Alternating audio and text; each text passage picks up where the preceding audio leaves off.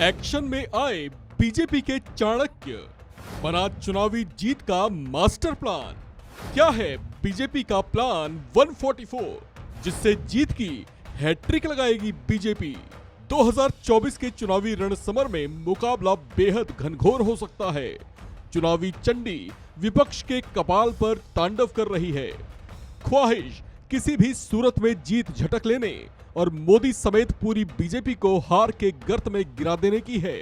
लेकिन सावधान विपक्ष, क्योंकि तुम्हारा पाला उस बीजेपी से पड़ा है जो लगातार 2 बार 2014 और फिर 2019 के आम चुनाव में अपना प्रचंड वेग दिखा चुकी है।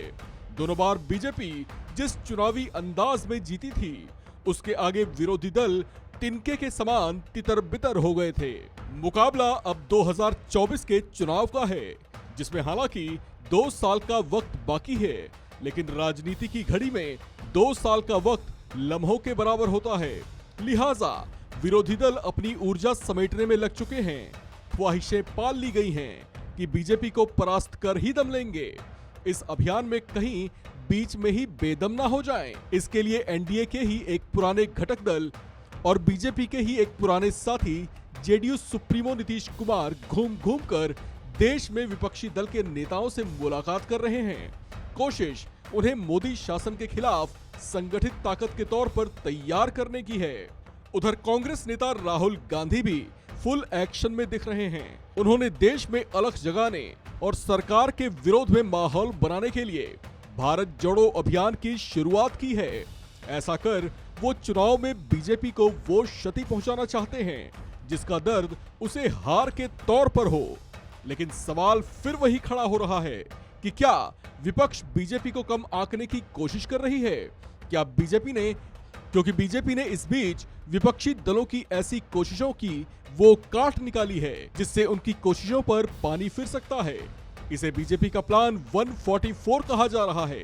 प्लान 144 इसलिए क्योंकि इस मार्फत बीजेपी ने लोकसभा के ऐसे चिन्हित 144 सीटों को टारगेट किया है जिन पर वो अपनी जीत पुख्ता करना चाहती है। पार्टी सूत्रों के मुताबिक इसके लिए जिम्मेदारी भी किसी ऐसे वैसों को नहीं, बल्कि खुद केंद्रीय मंत्रियों को दी गई है।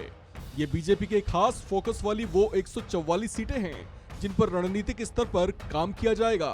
चर्चाओं के मुताबिक इसका रोड मैप कई महीने पहले ही तैयार कर लिया गया था, जिस पर अब बीजेपी एक्शन मोड में आने जा रही है। इन 144 सीटों में से अधिकतर वो सीटें हैं जिन पर पिछले चुनाव में बीजेपी को हार का सामना करना पड़ा था, जबकि कुछ ऐसी सीटें हैं जिन पर मुकाबला कांटे का रहा था। एनबीटी की एक रिपोर्ट के मुताबिक इन सीटों को डेमोग्राफी और लोकल फैक्टर्स के लिहाज से अलग अलग क्लस्टर्स में बांटा गया है। हर क्लस्टर के लिए किसी न किसी मंत्री को इंचार्ज बनाया गया है। इसके अलावा इसके लिए 25 से ज्यादा सीनियर मंत्रियों को हर क्लस्टर की 3 से 4 सीटों की खास जिम्मेदारी सौंपी गई है। ये मंत्री संबंधित लोकसभा सीट के तहत आने वाली सभी असेंबली सेगमेंट्स में राजनीतिक स्थिति का आकलन करेंगे। वहां पर रहते हुए वे पार्टी की जमीन को मजबूत करेंगे। ये मंत्री इस साल अक्टूबर से अगले साल जनवरी महीने तक वहां पर प्रवास करेंगे और वहां पर बीजेपी की जमीन को और मजबूत बनाने की कोशिश करेंगे। बीजेपी के मुकाबले अगर बात विपक्षी दलों की करें तो वे भले ही एकजुट होने का दंभ भर रहे हों, लेकिन अपनी अपनी महत्वाकांक्षाएं पाले विपक्षी दलों का एक संयुक्त संगठित ताकत के तौर पर विकसित हो पाना जरा मुश्किल ही लगता है। इस खबर में फिलहाल इतना ही। बाकी अपडेट्स के लिए बने रहिए वन इंडिया हिंदी के साथ।